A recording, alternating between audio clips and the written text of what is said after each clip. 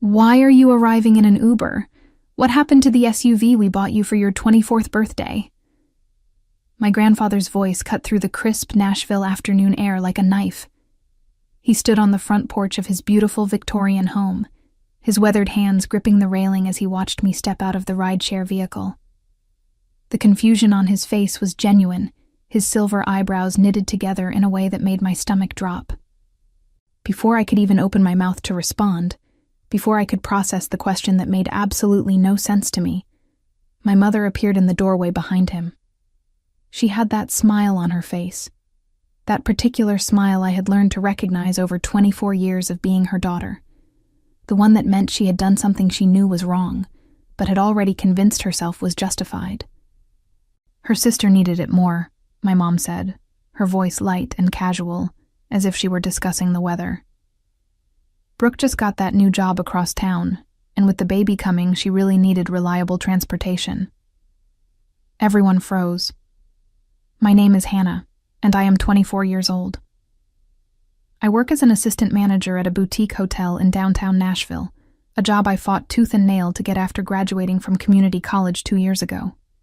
I pay my own rent, my own bills, and I have been meticulously building a life that exists entirely separate from the chaos that has always surrounded my family. But standing there in my grandfather's driveway, watching his face transform from confusion to something much darker, I realized that no matter how far I ran, some things would always catch up to me. "What SUV?" I finally managed to say, my voice barely above a whisper. The question hung in the air between us like smoke. My mother's smile faltered for just a moment before she recovered, that practiced composure sliding back into place. "The one Grandpa gave you for your birthday, sweetheart. The black Chevrolet Equinox. Don't tell me you forgot already." I had not forgotten. I could not forget something I never knew existed in the first place. My 24th birthday had been 3 months ago. I had spent it working a double shift at the hotel because we were short-staffed, then gone home to my tiny studio apartment and eaten leftover Chinese food while watching old episodes of cooking shows. My mother had called briefly to wish me happy birthday, the conversation lasting exactly 4 minutes before she mentioned that Brooke needed her to babysit and she had to go. No mention of any gift, no mention of any SUV. Nothing. "I never received any SUV," I said, my voice growing steadier as the reality of what was happening began to crystallize. "Nobody told me anything about a car." My grandfather's hand tightened on the porch railing until his knuckles turned white. He was 78 years old, but in that moment, he looked like a man who could still command an army. Before he retired, he had built a successful construction company from the ground up, and even now, years later, people in Nashville still spoke his name with respect. "Patricia," he said, and the single word made my mother visibly flinch. "You told me Hannah had the car. You told me she loved it and that she drove it to work every day. You said she cried when she saw it." My mother's composure cracked further. "Well, the situation changed. Brooke really needed it, and Hannah has been doing fine with the bus and ride shares. She's young, she can handle it. Brooke has a baby to think about, and her husband just lost his job at the factory, and you know how expensive everything is these days." I stood frozen in that driveway, watching my grandfather's face cycle through emotions I had rarely seen him display. Confusion gave way to understanding, and understanding gave way to something that looked dangerously close to rage. "You gave away a car that I purchased with my own money," he said slowly, each word deliberate. "A car that I put in Hannah's name. A car that was meant for her and her alone." "It's family, Daddy," my mother said, her voice taking on that wheedling tone she always used when she wanted something. "We share things in this family. Hannah understands that. She's always understood that. Right, Hannah?" She looked at me then, her eyes pleading for me to play along, to smooth things over the way I had been doing my entire life. To be the good daughter who never complained, who never made waves, who always sacrificed so that Brooke could have everything she wanted. But something had shifted inside me. Standing there in my grandfather's driveway, wearing clothes I had bought with money I earned from working overtime, I felt something break. Or maybe it was something finally coming together. Pieces of a puzzle I had been too close to see finally forming a picture I could no longer ignore. "No," I said quietly. "I don't understand. I never understood. And I'm tired of pretending that I do." My grandfather slowly pushed back from the railing and straightened to his full height. The look he gave my mother made her take an involuntary step backward. "Everyone inside," he said, his voice carrying the authority of a man who had spent decades giving orders. "Now." The inside of my grandfather's house smelled the same way it always had, like cedar wood and old books, and the faint hint of the pipe tobacco he had given up 10 years ago, but somehow still lingered. I had spent countless weekends here as a child, back before everything became complicated, back when I still believed that families were supposed to love each other equally. We gathered in the living room, an awkward assembly of tension and unspoken accusations. My mother perched on the edge of the antique sofa, her hands clasped tightly in her lap. My grandmother, Margaret, emerged from the kitchen with a confused expression, wiping her hands on a dish towel. "What's all this commotion about?" she asked, looking between us.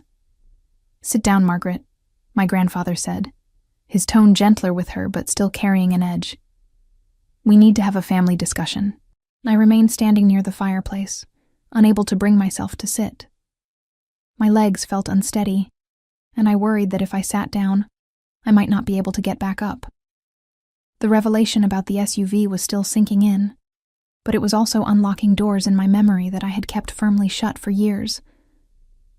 "I want to understand something," my grandfather said, settling into his leather armchair and fixing my mother with a hard stare.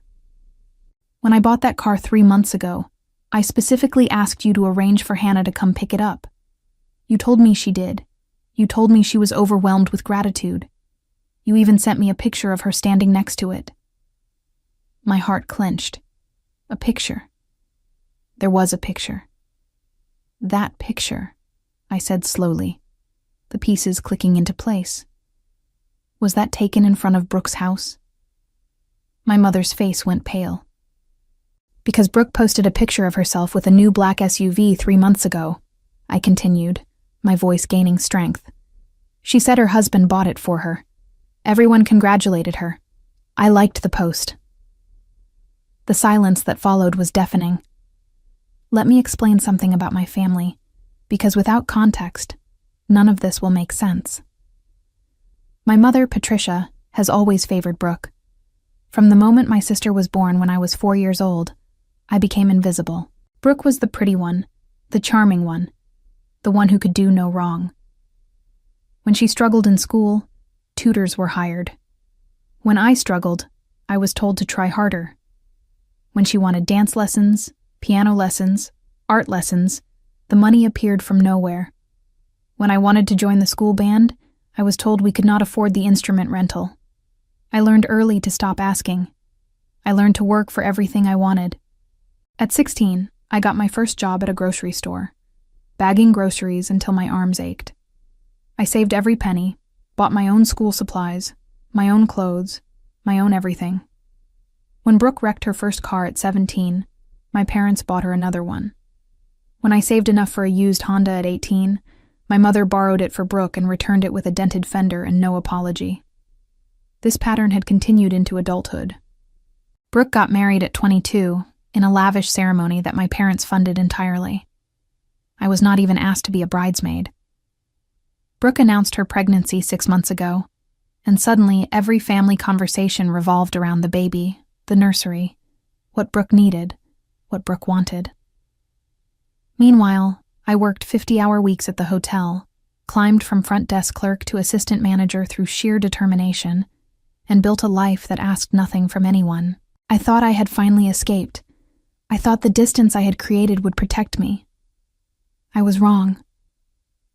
"So let me make sure I understand this correctly," my grandmother said, her voice sharp in a way I rarely heard.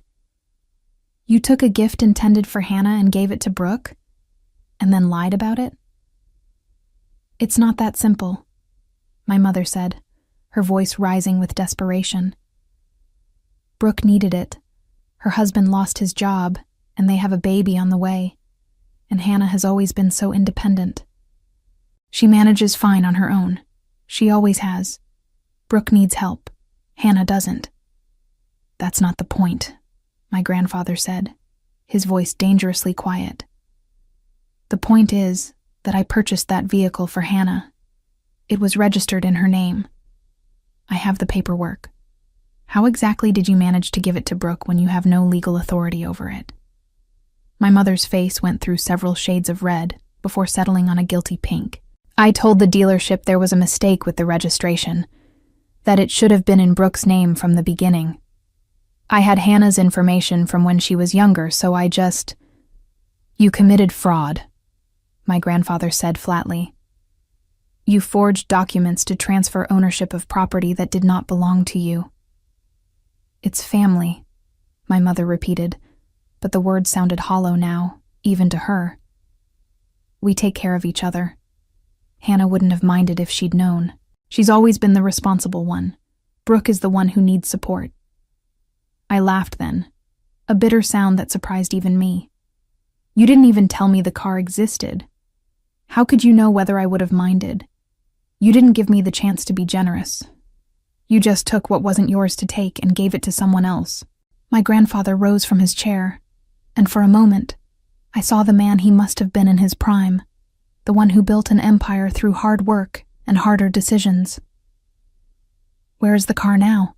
He asked. At Brooke's house, my mother whispered. She's been driving it for 3 months. My grandfather nodded slowly, then pulled out his phone. Then I believe it's time to correct this situation. The next 30 minutes felt surreal, like watching a movie of my own life from somewhere outside my body. My grandfather made phone calls with a calm efficiency that spoke to decades of business experience. He spoke to lawyers, to the police department's non-emergency line, to someone at a towing company who apparently owed him a favor from years back. My mother tried to interrupt several times, but each attempt was met with a raised hand and a look that could have frozen water. My grandmother sat beside me on the sofa, her hand finding mine and squeezing gently. I always wondered, she said quietly, her voice pitched low enough that only I could hear. There were so many times when things didn't add up. Birthday presents that were never mentioned. Christmas gifts that seemed to disappear. Your grandfather would ask about something he'd sent you, and Patricia would always have an explanation. I felt tears pricking at my eyes, but I refused to let them fall. How long? I asked. How long has this been happening? My grandmother's face crumpled with guilt. I don't know for certain. Years, probably. I should have asked more questions. I should have called you directly. But Patricia always had reasons, and I wanted to believe her. The admission hurt more than I expected. All those years of thinking I was forgotten, thinking my grandparents didn't care as much about me as they did about Brooke. All those missed connections and perceived rejections. None of it had been real. It had all been carefully orchestrated by my mother to ensure that Brooke remained the center of everyone's universe. The car will be here within the hour, my grandfather announced, ending his final call. I've also contacted the authorities about the fraudulent transfer, but they've advised me that since I'm willing to resolve this within the family and no financial harm was done to the dealership, we can handle it privately if we choose. Thank you, I said, the words feeling inadequate for the magnitude of what he was doing. Thank you for believing me.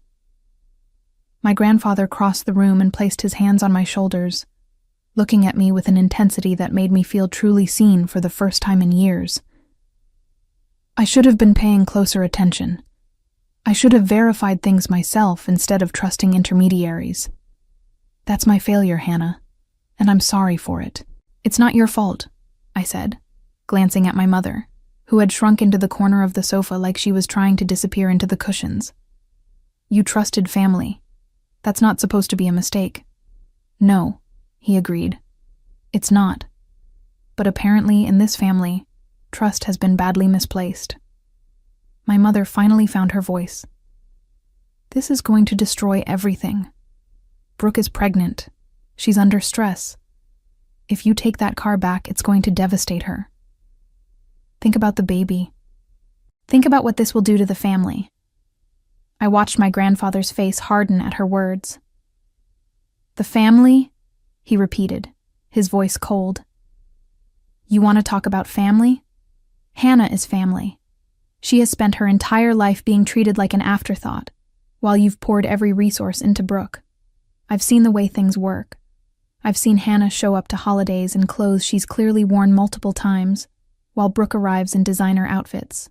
I've seen Hannah drive a 15-year-old car while Brooke gets handed new vehicles. I told myself it was because Hannah was more responsible, more frugal. Now I'm beginning to understand it was because Hannah was given no choice. That's not fair, my mother protested. Brooke has had difficulties. She's struggled with things. Hannah has always been capable of taking care of herself. Because you forced her to be, my grandmother said, and there was a sharpness in her voice I had never heard before. You gave her no other option. And now we find out that you've been stealing from her for years. Gifts we sent, money we gave for her education, her birthday, her graduation. How much of it actually reached her? The question hung in the air like a bomb waiting to explode.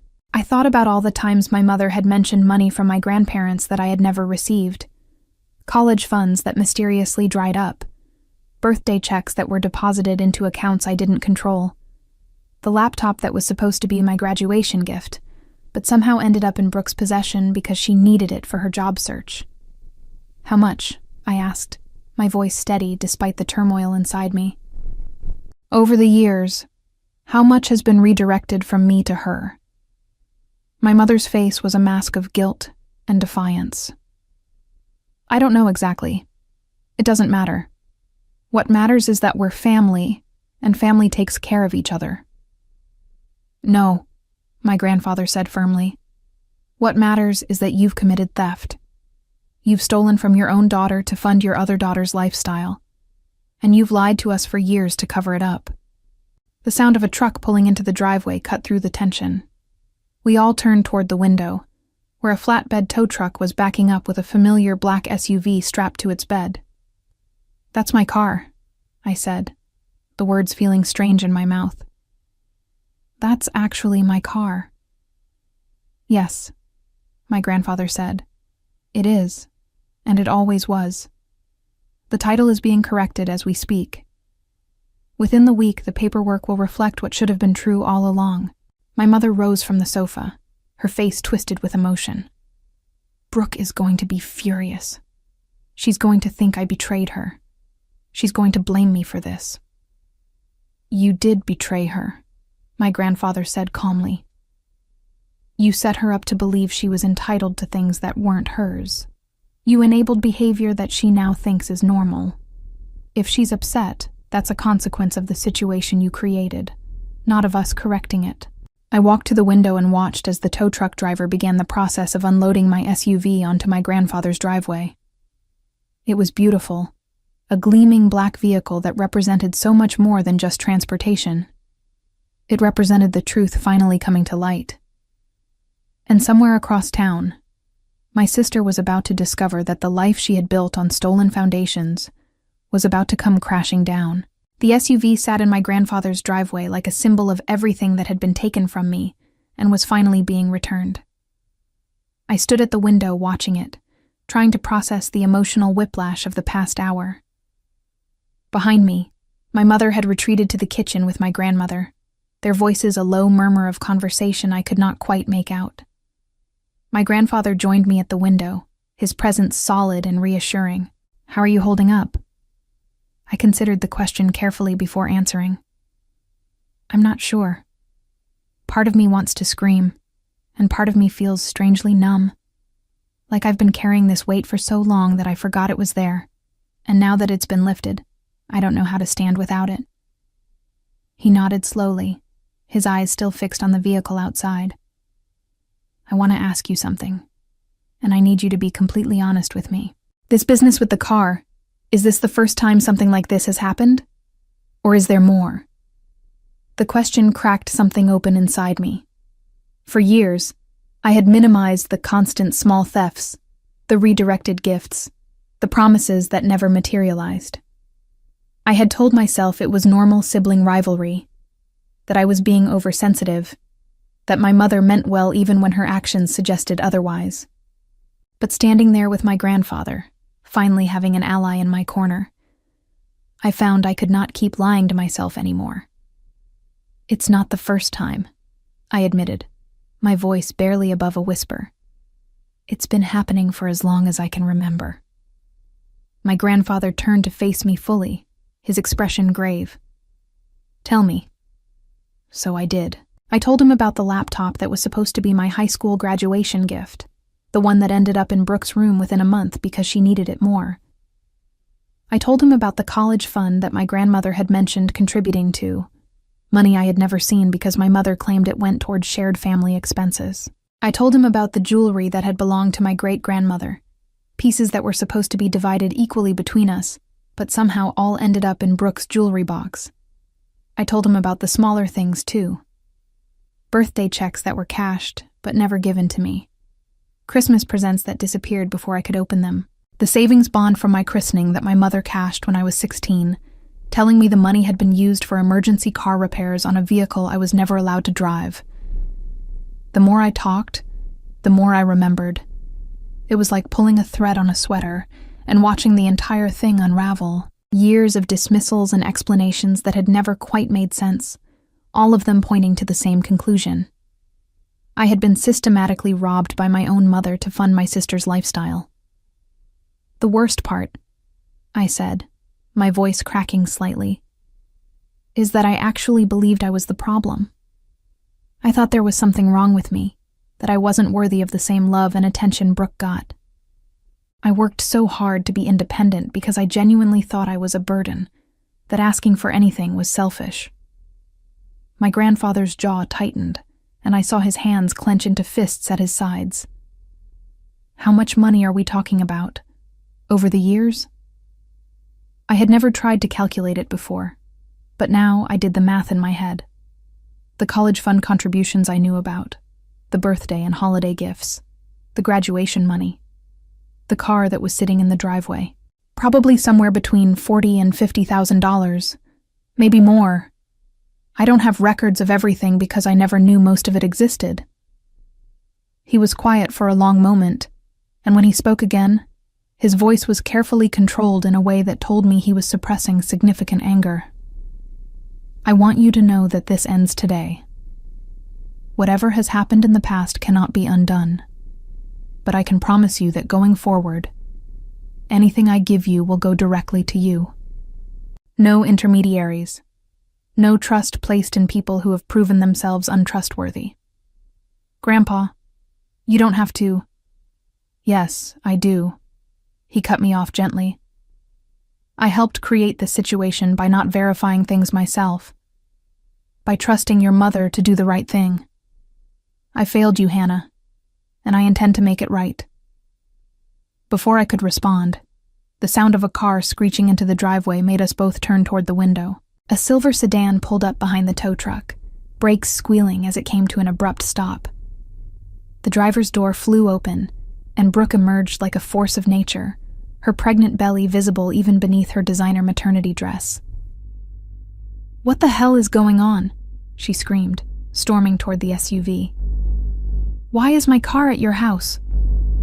The tow truck driver, who had been finishing up the paperwork, took one look at the approaching storm and wisely retreated to his cab. My grandfather opened the front door and stepped onto the porch, his posture commanding despite his age. "This car," he said calmly, "has never been yours. It was purchased for Hannah. Your mother gave it to you without authorization, and now it's being returned to its rightful owner." Brooke's face contorted with rage. "That's insane.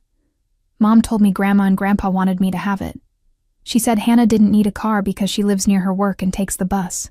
She said it made more sense for me to have it because I have a baby coming." "Your mother lied," my grandfather said simply, as she has apparently been lying for years. My mother appeared in the doorway behind him, her face pale and panicked. "Brooke, honey, let me explain." "Explain what?" Brooke shrieked. "That you're letting them take my car? After everything you promised? You said this was mine. You said it was a gift." "It was a gift," my mother said desperately. "Just not originally meant for you. But you needed it, sweetie. You needed it so much more than Hannah did. I was trying to help you." I stepped out onto the porch, placing myself where my sister could see me. "Did it ever occur to you to ask me? To tell me about the car and see if I would be willing to share it or let you use it? Did it ever occur to anyone in this family that I might have my own needs, my own struggles, my own life that matters?"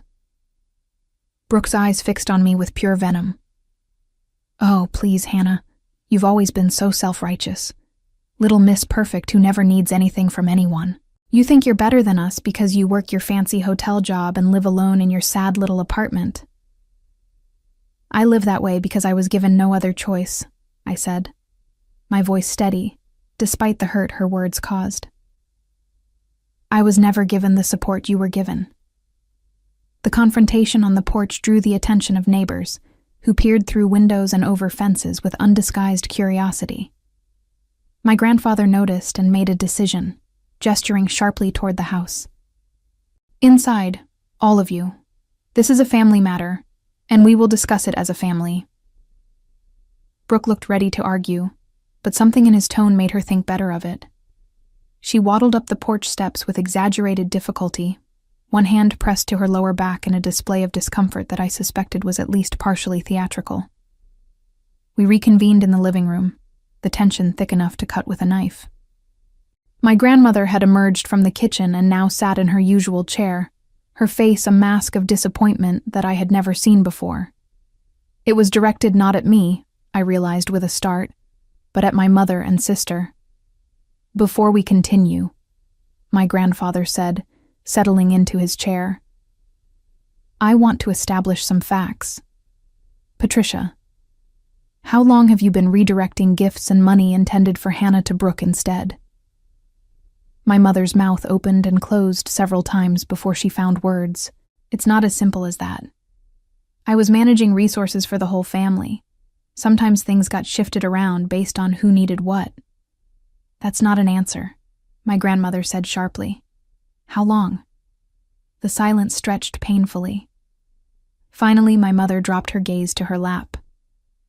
"Since the girls were teenagers. Maybe earlier. I don't remember exactly." "And approximately how much money and property are we talking about?" "I don't know. I didn't keep track." "Hannah estimates somewhere between $40,000 and $50,000, my grandfather said coldly. "Does that sound accurate to you?" My mother flinched as if she had been slapped. "That's probably high. It can't be that much." "Let's see," my grandmother said, pulling out her phone and scrolling through something. "I have records of contributions I made over the years, directly to Patricia, to be passed on to both girls equally. College fund contributions, graduation gifts, birthday money. Shall I read the totals?" "Mother, please. $17,000 sent for Hannah's college fund over 6 years.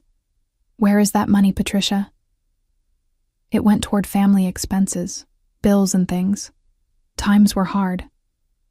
Times were hard enough that you bought Brooke a new bedroom set when she was 16 and took her to Europe for her graduation trip." The question landed like a physical blow. My mother had no response. "I remember that trip," I said quietly. "I wasn't invited. Mom said it was because I had to work at my summer job and couldn't miss the time. But the real reason was that there was only supposed to be money for one person to go, and that money was supposed to be mine." Brooke rolled her eyes. "Oh, here we go. Poor Hannah, always the victim. You could have asked to come. You could have spoken up." "I didn't know there was anything to speak up about," I said, turning to face her directly. "I thought the trip was paid for by your godparents." "That's what Mom told me. She said your godparents wanted to give you a graduation experience, and that my godparents hadn't been as generous." "That was true," my mother said weakly. "Was it?" my grandmother asked.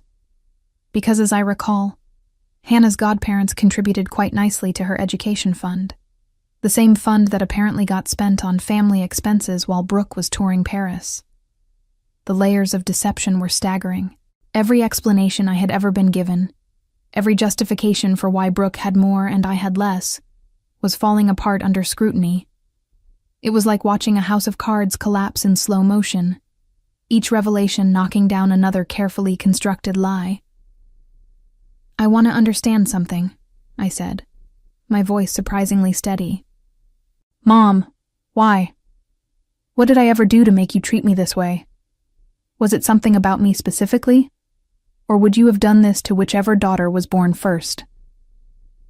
My mother's face crumpled, and for a moment, I thought she might actually provide a genuine answer. But then the defensive walls went back up, and she straightened in her seat. I didn't treat you badly. I loved you both equally. I just recognized that Brooke needed more support than you did. You were always so capable, Hannah. So independent. Brooke struggled more. She needed extra help. She struggled because you never let her face consequences, I said, the realization crystallizing as I spoke. Every time she made a mistake, you covered for her. Every time she wanted something she couldn't afford, you found a way to get it for her, even if that meant taking it from me. You didn't help her. You crippled her. Brooke's face flushed with anger. Don't you dare talk about me like I'm some kind of charity case. You're pregnant at 20 years old with a husband who can't hold a job, living in a house your mother-in-law owns, driving a car that was stolen from your sister, wearing clothes you can't pay for. How would you describe that? At least I have a family, Brooke shot back. At least I have a husband and a baby on the way. What do you have? A studio apartment and a job folding towels. I manage a hotel, I corrected calmly. A job I earned through hard work and dedication. A job that pays me well enough to support myself without stealing from family members. Enough, my grandfather said, his voice cutting through the argument. Brooke, I want to hear from you. Did you know that the car your mother gave you was intended for Hannah? Brooke hesitated, and in that hesitation I saw the truth. I suspected, she admitted finally. Mom said there was some confusion about who the car was supposed to be for, but that she'd worked it out. She said you and Grandma wanted me to have it because of the baby. And did you question that story? Given that Hannah had never mentioned receiving a car, did it not occur to you that something was wrong? I didn't think about Hannah. I was excited. It was a nice car, and I needed it. My grandfather shook his head slowly. The entitlement in this room is astounding.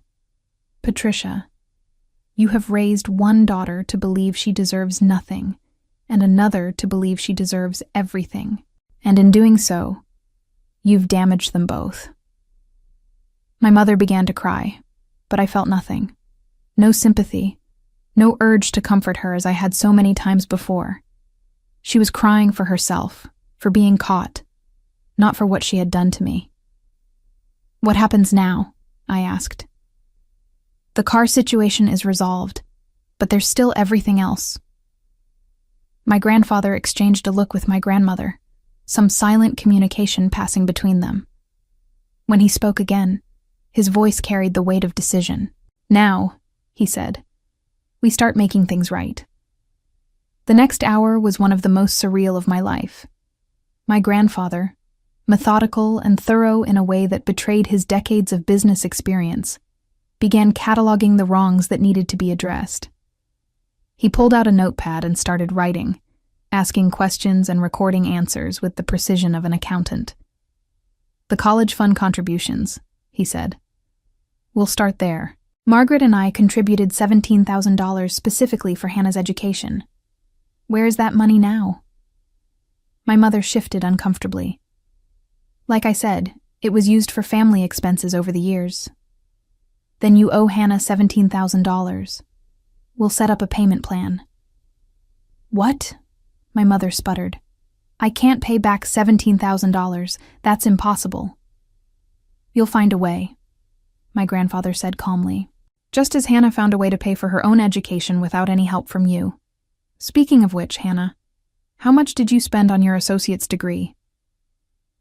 About $8,000 total, I said. I did community college and worked full-time throughout. $8,000 that should have been covered by the fund we established. He wrote another note. That brings the total to $17,000. Now let's discuss the other gifts. For the next 30 minutes, we went through every birthday, every holiday, every milestone that my grandparents could remember contributing to. The graduation presents, the birthday checks, the Christmas gifts. Each one had a paper trail on my grandparents' end, but no corresponding receipt on mine. By the time we were finished, the unofficial tally was staggering.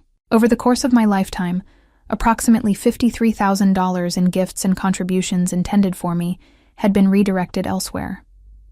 The majority had gone to supplement Brooke's lifestyle, but a significant portion had simply been absorbed into my parents' household expenses. I had no idea, my grandmother said, her voice trembling. All these years, we thought we were helping both of you equally. We trusted your mother to distribute things fairly. The trust was misplaced, my grandfather said grimly. But that ends now. He turned to face my mother and sister, his expression hard. Here is what's going to happen. The car has been returned to its rightful owner. That situation is resolved. The money that was stolen from Hannah over the years cannot all be repaid immediately, but it will be acknowledged and addressed. Stolen is a strong word, my mother protested weakly. It's the accurate word, my grandmother snapped. You took money that was given to one person and gave it to another without permission. That's theft, Patricia, no matter how you try to dress it up. My grandfather continued as if he hadn't been interrupted. I will be restructuring my estate plans this week. The changes I make will reflect the reality of the situation, not the fiction that has been presented to me for years. Brooke's head snapped up. What does that mean? It means that the anticipated inheritance you've been counting on may look very different than you expected. It means that Hannah will receive appropriate consideration for what has been taken from her. And it means that anyone who has a problem with that arrangement is welcome to contest it, at which point all of this information will become a matter of public record. The threat hung in the air. My mother's face went pale as she processed the implications. You can't do that, she said. You can't punish Brooke for things I did. I'm not punishing anyone. I'm correcting an imbalance that has existed for far too long. My grandfather looked at Brooke with something like pity. You've been set up to fail, young lady. Your mother gave you everything you wanted without teaching you how to work for any of it. Now you're 20 years old, pregnant, married to a man without stable employment, and you've never had to face real consequences for your actions. That changes today. This is insane, Brooke said, her voice rising to a near shriek. I haven't done anything wrong. Mom gave me the car. I thought it was mine. How was I supposed to know? You knew something wasn't right, I said quietly. You admitted as much. But you didn't ask questions because you didn't want to know the answers. That's a choice, Brooke. And choices have consequences. My sister turned to me with tears streaming down her face, her mascara running in dark streaks. I'm your sister. How can you do this to me? I'm having a baby. Your niece or nephew. Doesn't that mean anything to you? I felt a twist of emotion in my chest, but I forced myself to stay strong. It means a lot to me, and when that baby is born, I'll be the best aunt I can be. But that doesn't mean I'll let you continue to take from me. It doesn't mean I'll keep being the one who sacrifices while you benefit.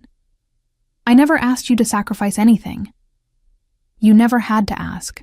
Mom made sure of that, but even when you knew something was wrong, when you suspected that the car wasn't really meant for you, you said nothing. You took what was offered and didn't question it. That's not innocent, Brooke. That's complicit. The word hung in the air, heavy with implication. Brooke looked like she wanted to argue further, but her mother placed a hand on her arm, silencing her. What do you want, Hannah? My mother asked, her voice defeated. What will make this right?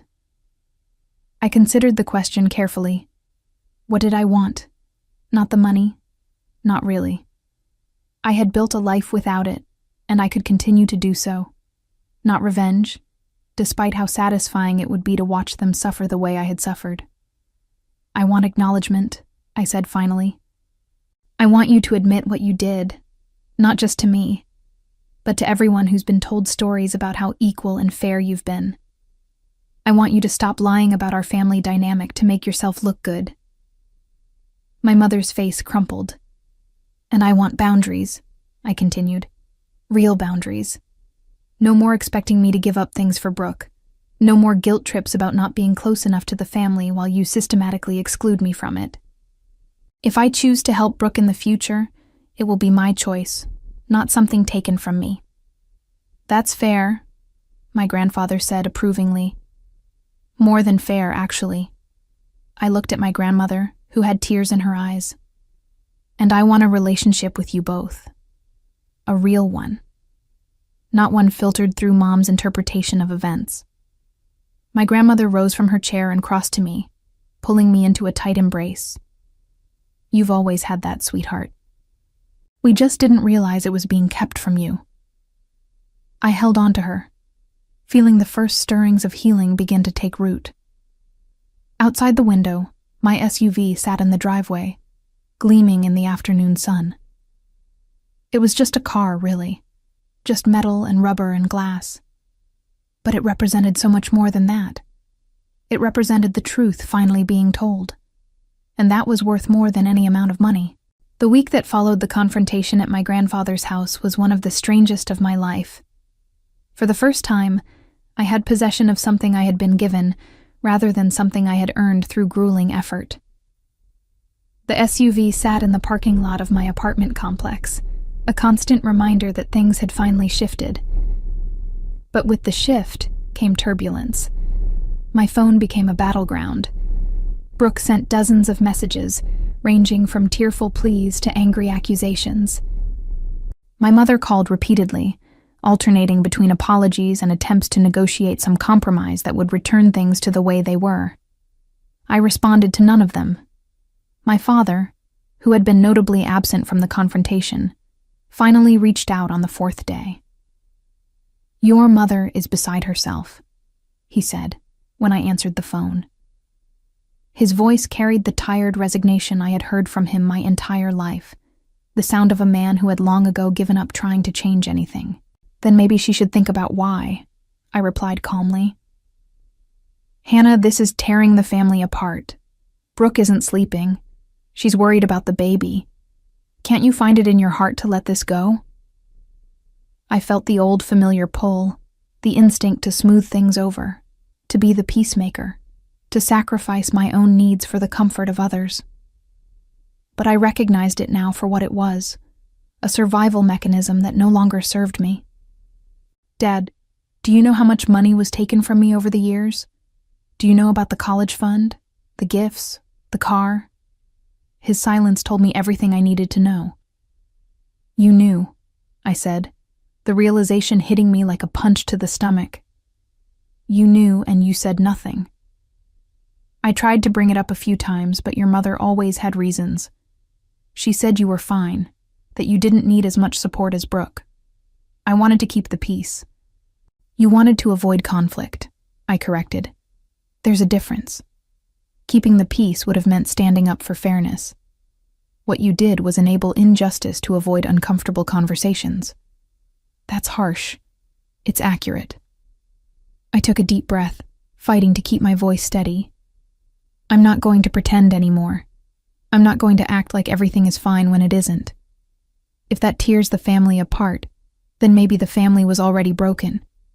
I ended the call before he could respond, my hands shaking slightly as I set the phone down. Every conversation, every confrontation, chipped away at the narrative I had been fed my entire life. I wasn't the difficult one. I wasn't the one who refused to be part of the family. I was the one who had been systematically excluded while being blamed for the distance. That afternoon, I drove my SUV to my grandfather's house. He had asked me to come by to discuss something important, and I found myself nervous in a way I hadn't expected. The last time I had been this nervous around family, I had been waiting to find out if I would be punished for something Brooke had done and blamed on me. But this was different.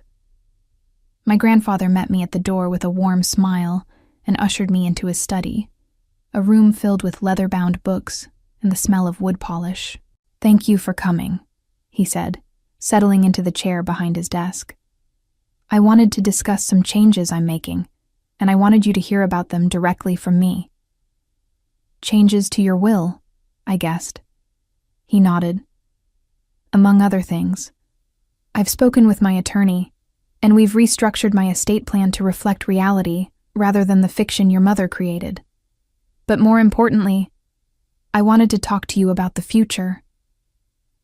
"My future?" "Your potential, Hannah. I've been doing some research." He pulled out a folder and slid it across the desk. "Your performance reviews at the hotel have been exceptional. Your manager speaks highly of you. You've been promoted twice in 2 years, and you're on track for further advancement." I opened the folder, confused. Inside were copies of documents I had never seen, performance evaluations and commendations from my workplace.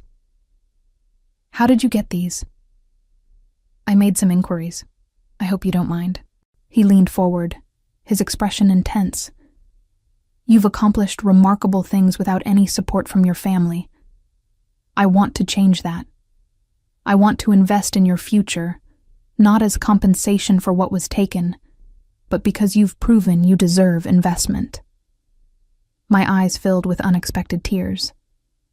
"Grandpa, you don't have to do this." "I know I don't have to. I want to. Your grandmother and I have discussed it, and we want to set up an educational fund for you. If you want to pursue a bachelor's degree, a master's degree, additional certifications, whatever will help your career, we want to support that." I don't know what to say. "Say yes," he said simply. "Say yes, and let us be the family we should have been all along."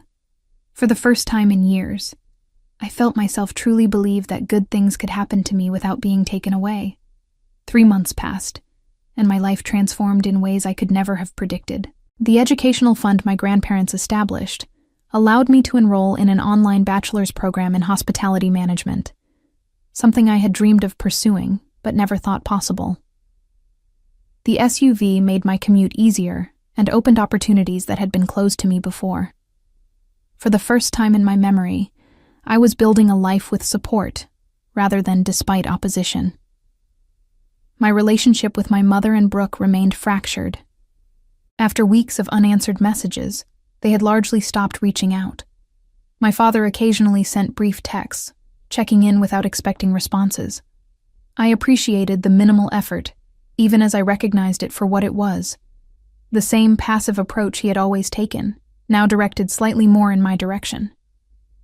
The baby arrived in March, a healthy girl named Stella. I found out through social media rather than a phone call, which hurt more than I wanted to admit. But I sent a gift anyway, a beautiful handmade blanket, and a note that made clear my door was open if they wanted to rebuild, but only on terms of mutual respect. My grandparents kept me informed about the family dynamics I was no longer directly part of. Brooke and her husband were struggling, which was not surprising given their pattern of living beyond their means. The loss of the SUV had forced them to actually budget for transportation, a concept apparently foreign to someone who had always had things handed to her. My mother continued to try to funnel resources their way, but my grandfather had become vigilant, making sure that anything intended for me actually reached me. "She asked us for money last week," my grandmother told me during one of our now regular phone calls. "Said it was for household expenses, but your grandfather suspects it would have ended up with Brooke. Did you give it to her?" "We gave her exactly what she asked for, with the condition that she provide receipts for what it was spent on. She wasn't happy about that, but she agreed." I appreciated their newfound skepticism, even as it saddened me that it was necessary. My mother had made her choices, and those choices had consequences that extended far beyond me. Work continued to be my sanctuary. The hotel promoted me to night manager, a position that came with a significant raise and more responsibility. My general manager pulled me aside after the announcement and told me that she was impressed by my dedication and professionalism. "You handle difficult guests better than anyone I've ever worked with," she said. "And I've noticed that you never seem to let personal issues affect your work. That's rare." I thanked her, not mentioning that my ability to remain calm under pressure had been honed through years of managing family crises that were never my fault, but always somehow my responsibility to fix. The spring semester of my bachelor's program went well. I found that I genuinely enjoyed studying hospitality management theory, connecting the academic concepts to the practical experience I had accumulated.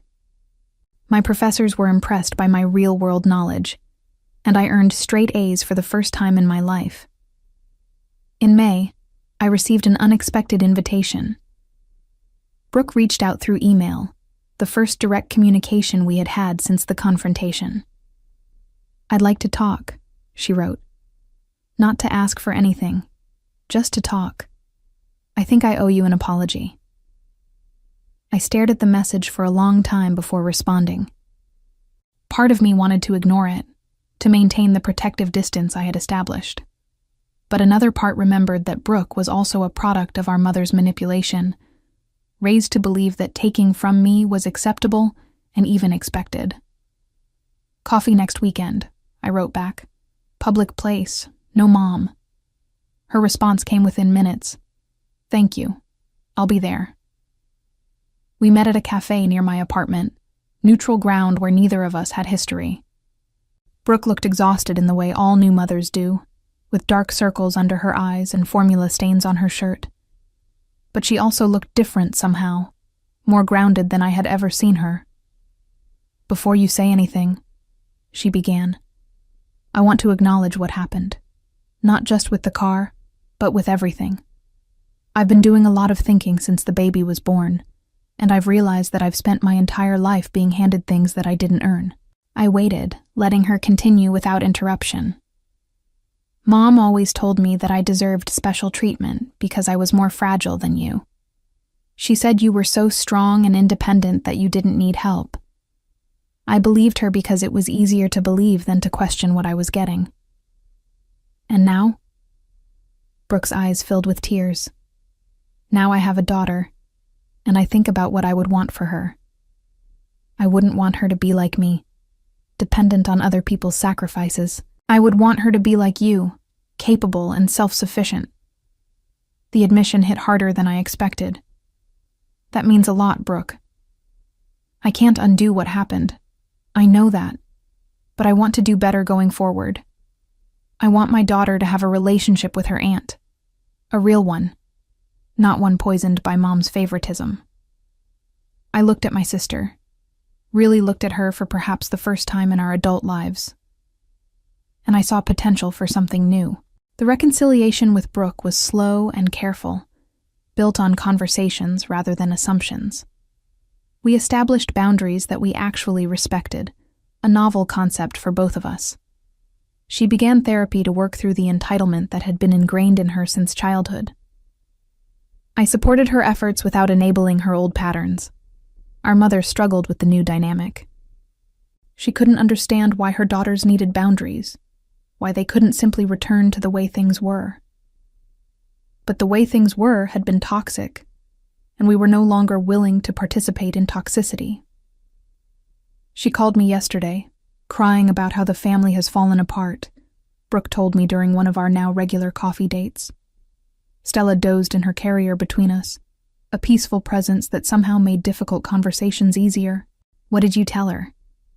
"That the family hasn't fallen apart. It's just restructured into something healthier." Brooke smiled wryly.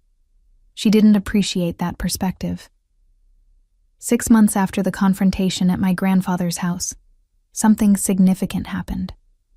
My mother reached out, requesting a family meeting at my grandparents' home. She wanted to apologize, she said. She wanted to make amends. I was skeptical, but agreed to attend.